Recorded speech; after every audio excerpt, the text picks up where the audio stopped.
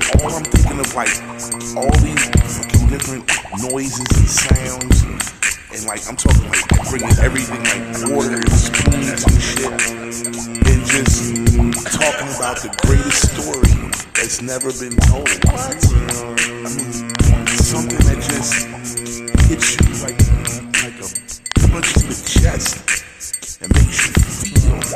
I mean, makes you remember and learn. I'm not talking about much, but I'm talking about everything. You know, I'm talking about the Atlanta Creative Underground, man. I'm telling you, nobody's ever heard this before. I'm gonna have the opportunity to tell y'all about the greatest story never told. The greatest story never told. The greatest story never told. The greatest story never told, man. The greatest story never told. The greatest story never told. Good afternoon, boys and girls. Welcome back. Happy Friday. This is the Greatest Story Never Told podcast, and I am your host, DRES BEATnik. Here in studio with us today, we have DJ Black Operations. No doubt. Black Ops, thank you for coming, man. It's an honor. No doubt. How you feel today? Feeling great. Feeling good. All right. So we've had our fill of food, so we start getting sleepy.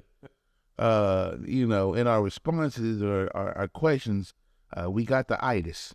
So that happens, but we'll do the best we can with the time we got to feel as spry as possible. All right. So, good brother, I want to start this conversation the way I do every conversation. I feel like every conversation needs a beginning in order to have a middle and an end. And I ask you the same question that I ask every person that has sat in that seat before you. And that question is, where you from? Yes, sir. I am from Pennsylvania, born and raised, Bryn Mawr, and definitely in and out of Philly, city of Philadelphia, but 57th Street, West Hill Lane. So, okay, yes, sir. So, what brought you to Atlanta? Well, in 1996, I received a phone call. I was in Penn State in my second half of my freshman year, and my parents had discussed buying a home. We had visited in 95, and they gave me a choice. You could stay with your aunts and uncles, you could come with us. And so I chose the latter and ended up in Atlanta. Do you regret your choice?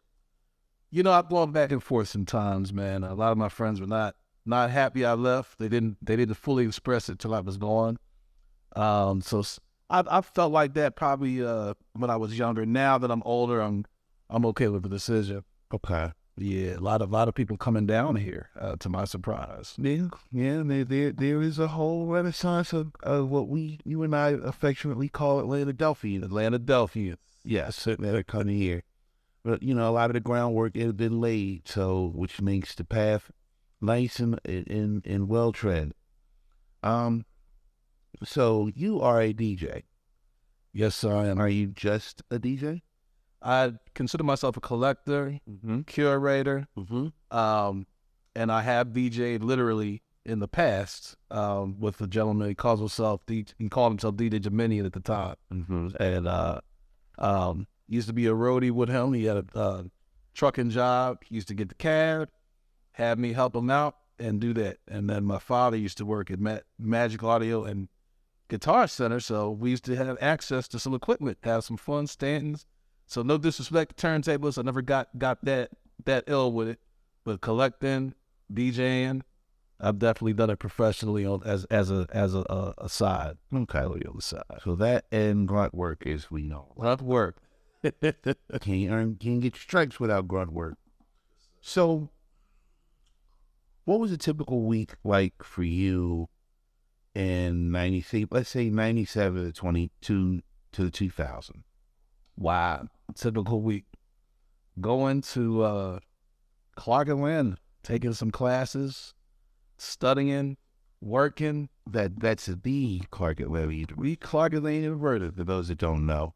and the part that I guess leads to the rise of DJ Black Ops is sacrifices, staying up late. A lot of times 10 to 2, sneaking in 88.5 FL, knock at the door. What are you doing up from the parents? You need to be asleep for your classes and sacrificing to continue to collect and learn. And that was my typical. Did you go out? You know, I did, but not at first, man. To be honest, man, my parents was actually concerned about me not going out enough. And I was a big city. I was trying to learn it.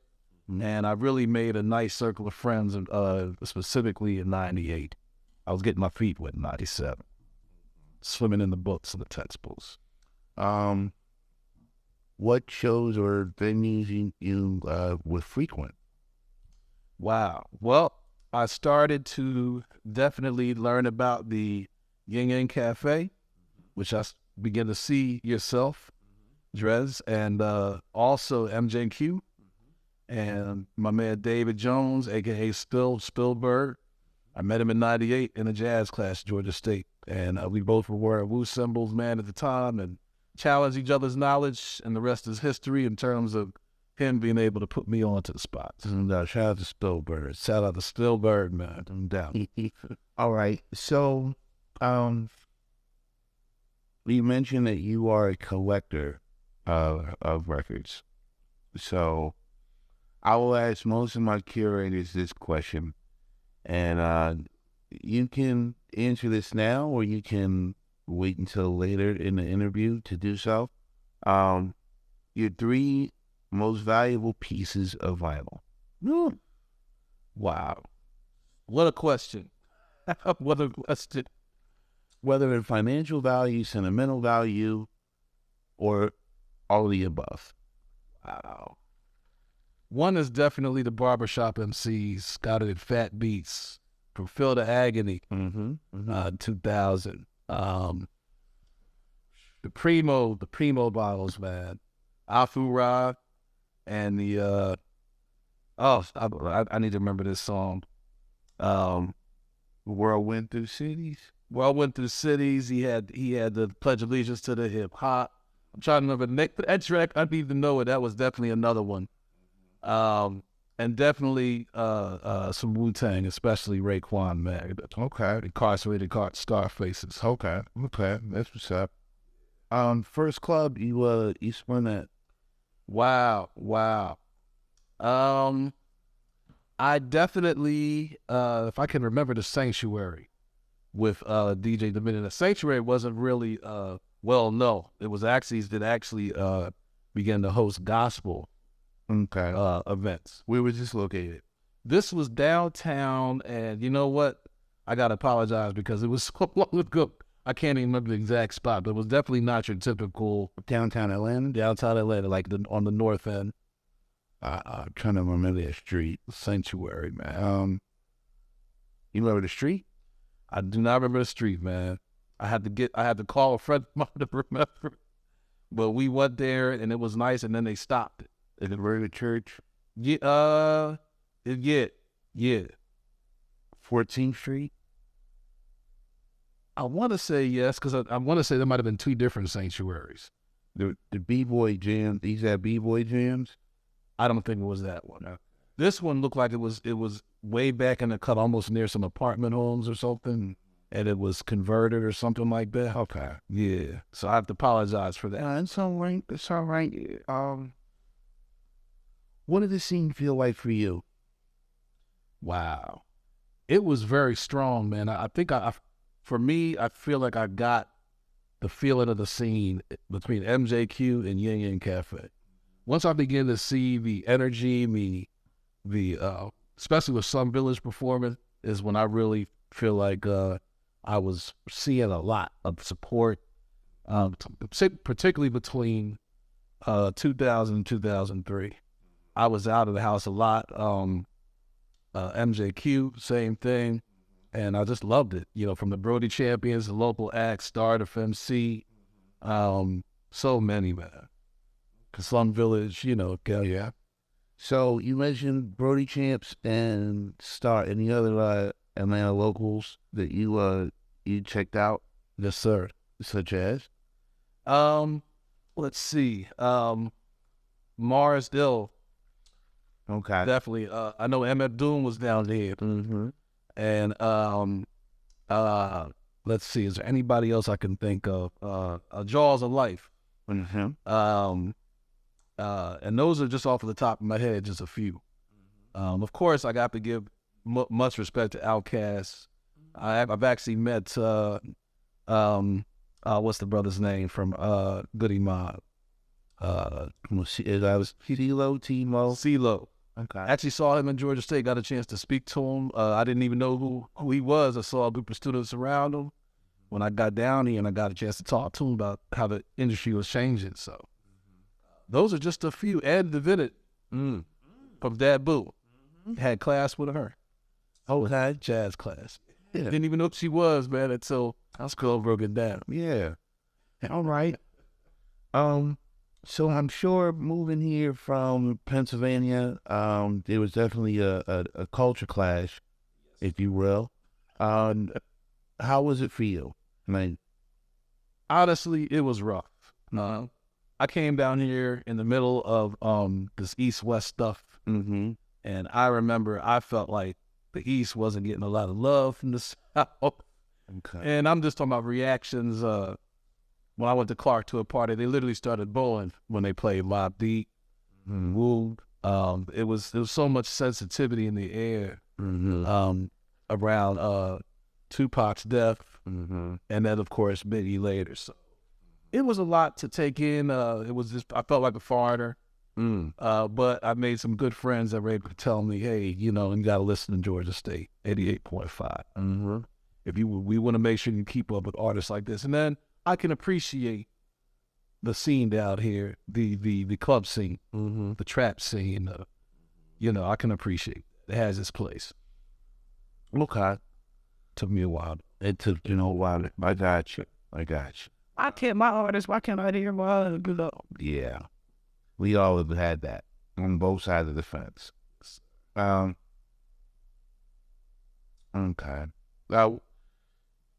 What's been your highlight so far? I'll tell you, man, my highlight has been just a lot of the Black culture down here, man.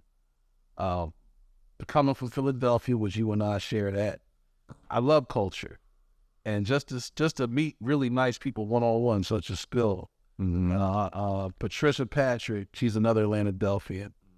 Shout out to Sarita Barlow, a friend of mine that actually was working with Upscale magazine, and you know, going to events such as Auburn Avenue Museum, and just every now and then meeting someone, and then eventually just have a circle, especially me, Spill, and an Italian brother from New Jersey. Nick, well, I'll just say DJ Phantom for now. Okay. Mr. Adam. But over time, it's beautiful. Beautiful people who love beautiful music, have a lot to offer, including neo soul. Right. And it's, you know, being yourself, and you know, even before I knew you, just being around people. I didn't know Star. I still don't really know her person, but so many shows I've seen her act, seen you. Right. No, she's still dope. Yeah. Yes, sir. Was it the hospitality that made you want to stay? Wow.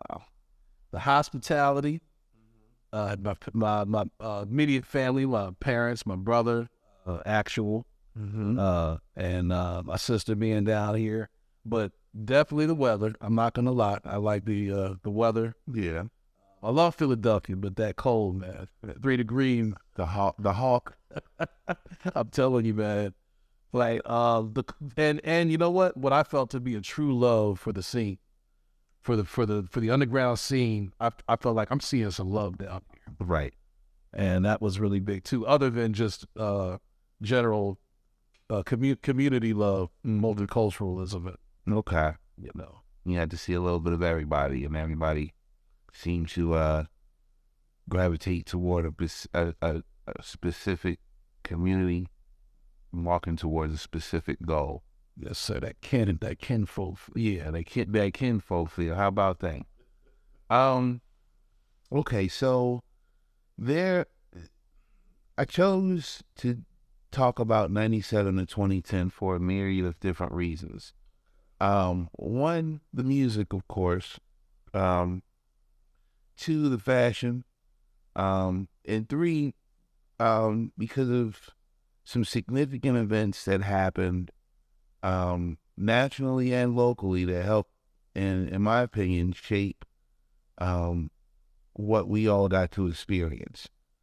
So we're talking about Hurricane Katrina and its impact on Atlanta in terms of the influx of Louisianans, I think that's how it's called, to Atlanta. You had the World Trade Center fallen, 9/11, the towers fallen in New York, and how that affected Atlanta. You had the death of DJ Ox. And you had the death of Jax of Minkus Rex. How did any of these events affect you as a person and as a DJ? Wow.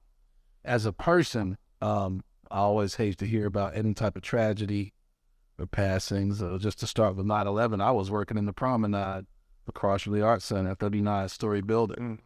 And being in the 20s and seeing airplanes crash, just the image, I said, I don't know if how comfortable I'm in this building. There was security before I was there.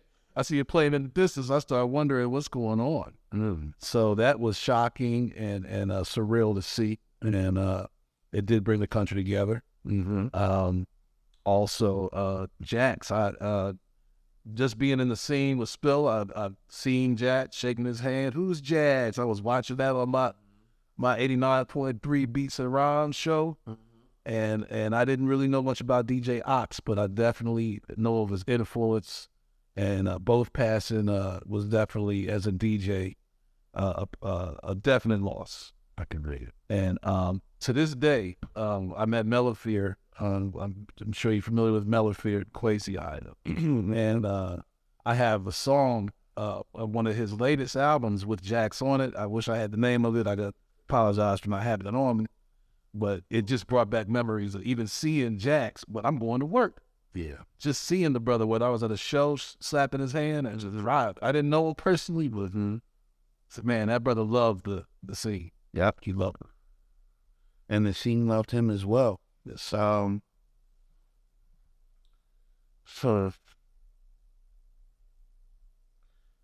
if you could speak on it, what's the favorite show that you've seen since living in Atlanta? Show. The hip hop show. Yeah. Wow. Or music show, period. Music show.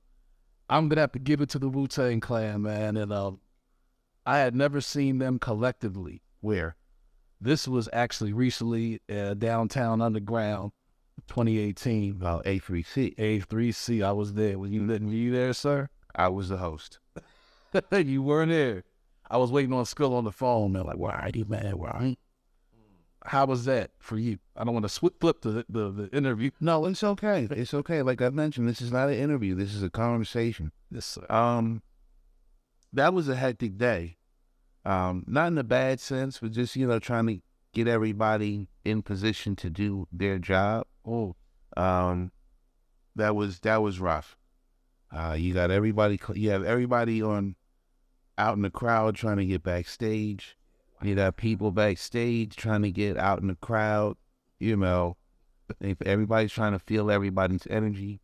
A lot of the acts wanted to actually be fans as well, which is why you had a lot of back and forth between backstage and front of house.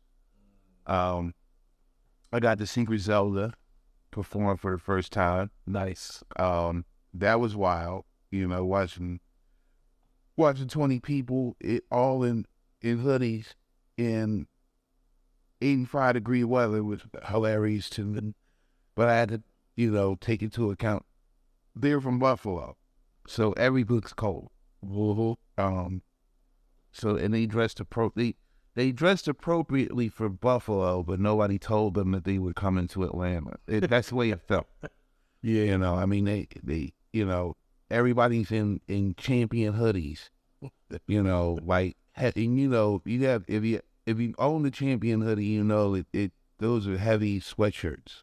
Wow. So you know that, and watching Conway the West Side Gun performing live and bringing Benny on, you know, to see that at the beginning and to have them have that big of an opportunity to perform in front of that many people, like that was 10,000 people, you know. Sure.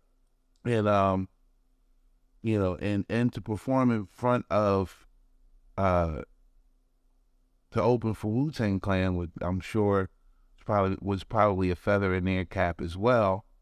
And you know, having an opportunity to see what the future is going to look like was definitely a blessing. Like seeing that and knowing that the culture's in good hands.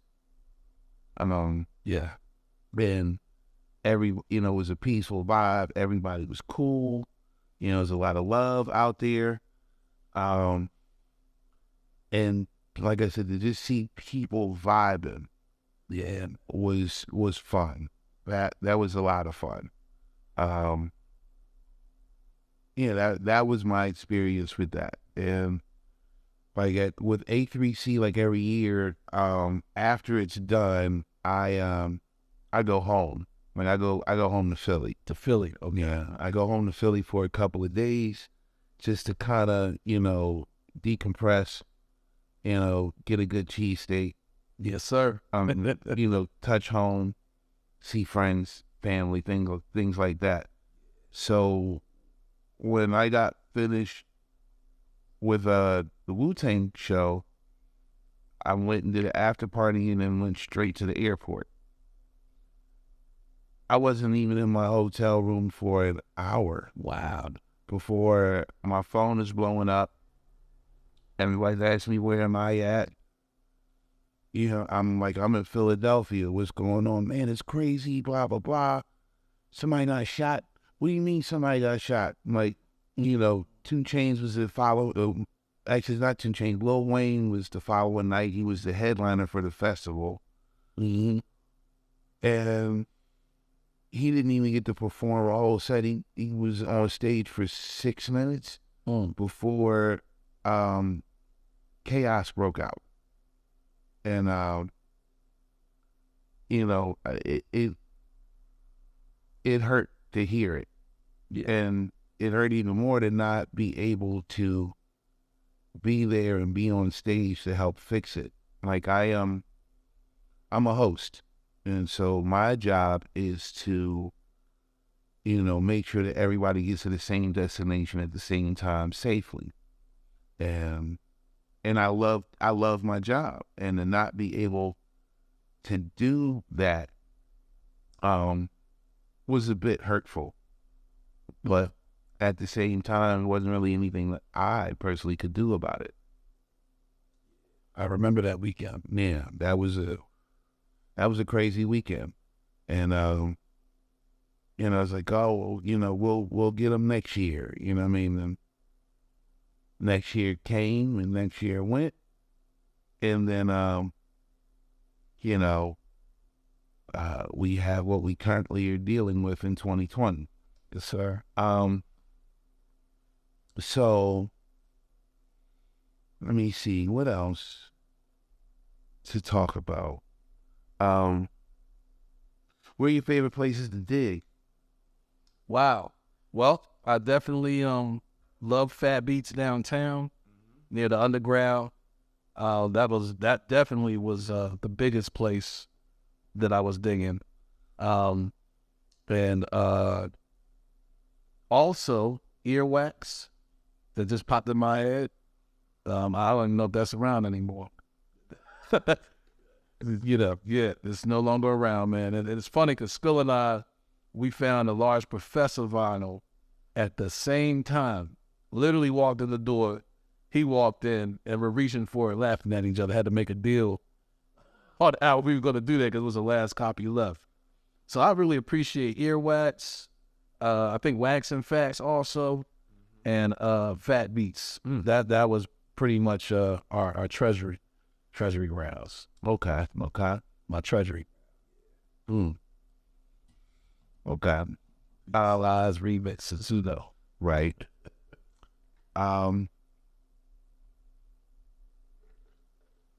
Okay. So,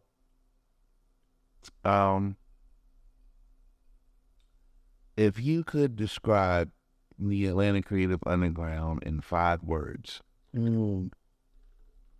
what would those words be? Wow. The most passionate scene ever. Okay. The most passionate scene ever. Why would you say that? You know, Atlanta is a very unique place with a lot going on. And in my opinion, you have of course, the scene with the chart toppers. I'll just say the chart toppers. And you have everything else. Mm-hmm. And I feel like we were all like those looking for water in the desert when it comes to the underground scene. So because of the lack, you get the greater passion. I got it. Okay. Makes sense. Makes sense. Let me see. What kept the underground from going over the top? Now, just so I understand your question, you mean overground or out of sight total? No, like the acts you mentioned earlier. Okay. You know, like your Marzels and Brody Camps and Stars, right? Yeah. In your opinion, what kept those acts from getting the same kind of love as, say, Boys in the Hood or, Crime Mob or anything like that? What prevented those acts from getting that kind of shine, in your opinion? That's a good question. I have been to a label. There's a Def Jam South label down here. I went with Spill to visit one time. And I feel like the music industry goes through big changes every few years, every decade. And so on one hand, I'll say that you had the club and the club sound and trap. That was what the big companies are looking for. Although I don't think you can always, artists can always necessarily say that's the reason, because we have people that are able to find success despite. Or, and so many times we fans don't know much about this unless it comes out or artists speak about it. But maybe some artists decide to stay on their own label, decide to stay away. Maybe they weren't rejected necessarily. So I feel like it's a combination of either or. And then, of course, what's going on in someone's life? Are they handling their life professionally, or is their life perfecting their profession? Okay. That's how it's. Okay. I can dig that. If there was anything that you could change about the underground, what would it? Wow. The language, man. I don't have a problem with language, but I feel like if there was less of it or almost none, that it may be something that was more family oriented, no matter how dingy the beats are, no matter how grimy. Maybe the rural community could open up to it, the soccer moms, and kick down some barriers. I'm not blaming the language, but I feel like that offends so many people, especially in the church belt. But I mean that's an across the board thing, isn't it? I mean, like that's hip hop in general. Yeah. And I mean that's not I wouldn't put that cross on Soul of the Underground. Yeah, that's true. That's also true. I have to agree with that. and maybe business, maybe how do I say? Maybe one thing I would change, I guess, to answer the question another way, is more unity, more business unit among the community. More business unit. Okay. How do you mean? Like, for example, like how you might have had Jay-Z and a few other artists come together to create Tidal.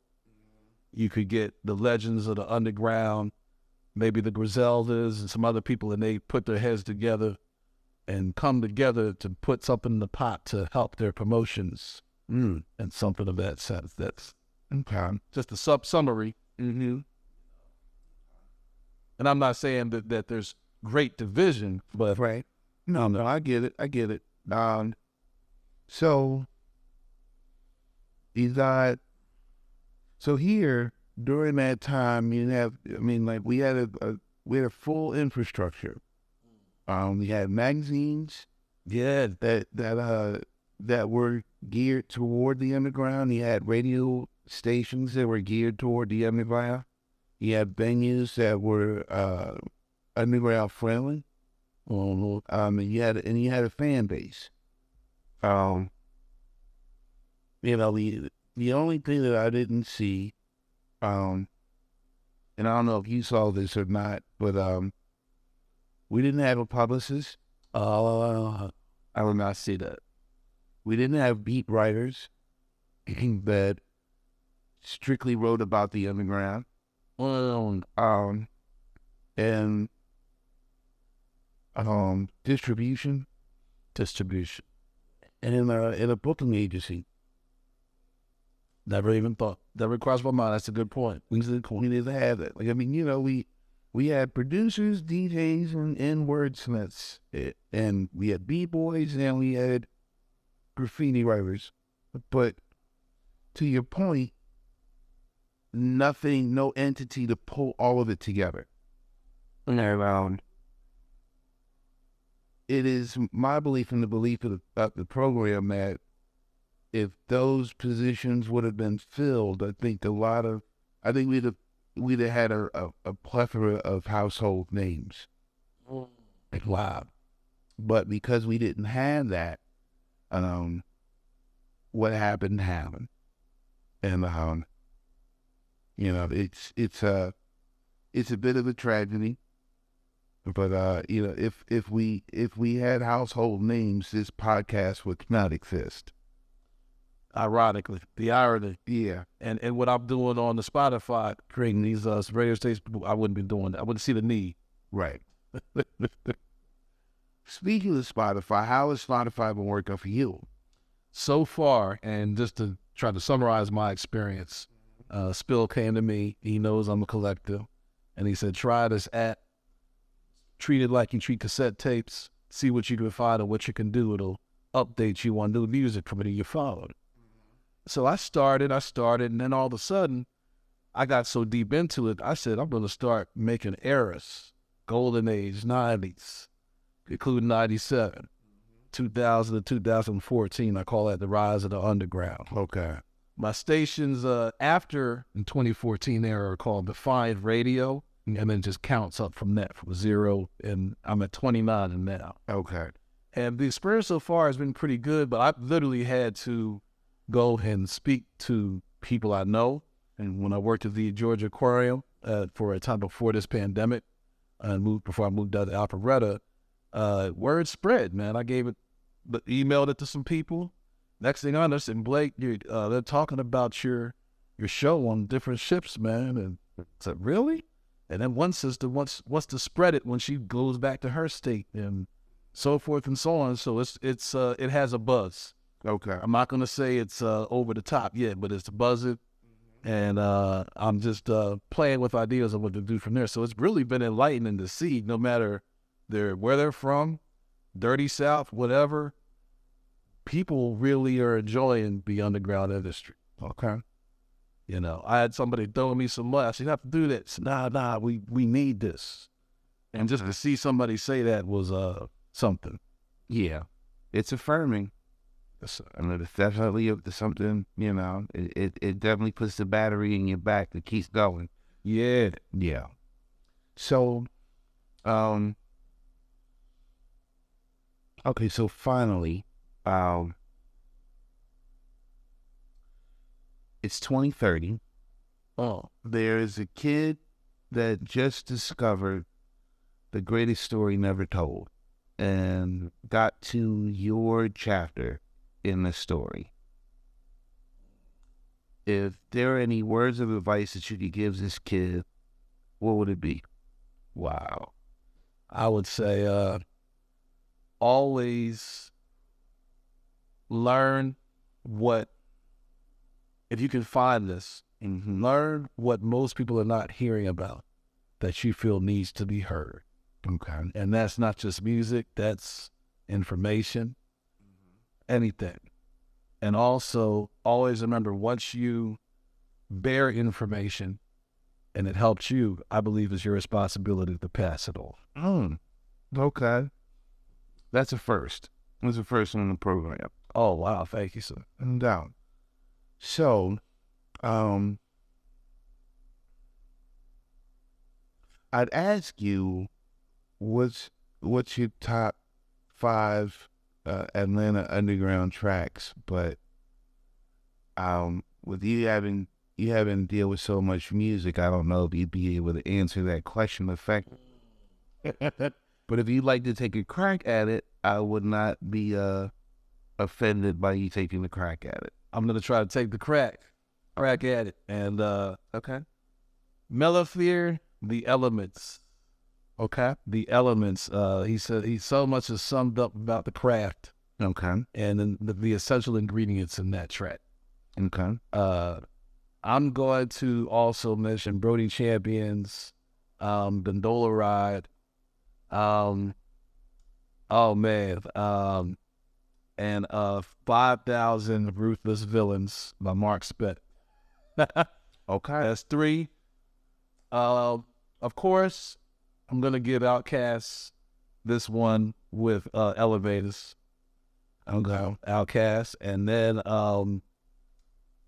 Who's Jax? I'm gonna just say Who's Jax. Just the passion and Who's Jax. By Benkus. Okay. Yeah, love Vengus Rex. Okay. No, that's pretty. It's pretty good list of music to get started on. For those that are just looking to chew on what this underground thing means. Sir. Black Ops, I want to thank you so very much for this time. And taking time to come to the program on your off day. Definitely. I will return one day. Yeah, man. But like I mentioned, this is my crib, but this is the people's house, so always feel free to come through and hang out. Bring snacks. Bring snacks. And if I can leave something with the people, at DJ Black Operations on Instagram, for the latest on the radio show and with a link.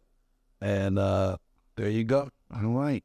Well, thank you very much, brother. Thank you, so DRES.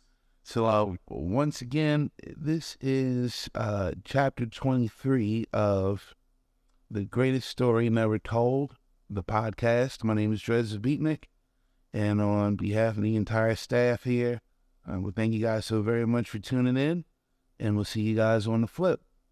Be good to each other, and always keep the culture alive whenever and however you can. Peace.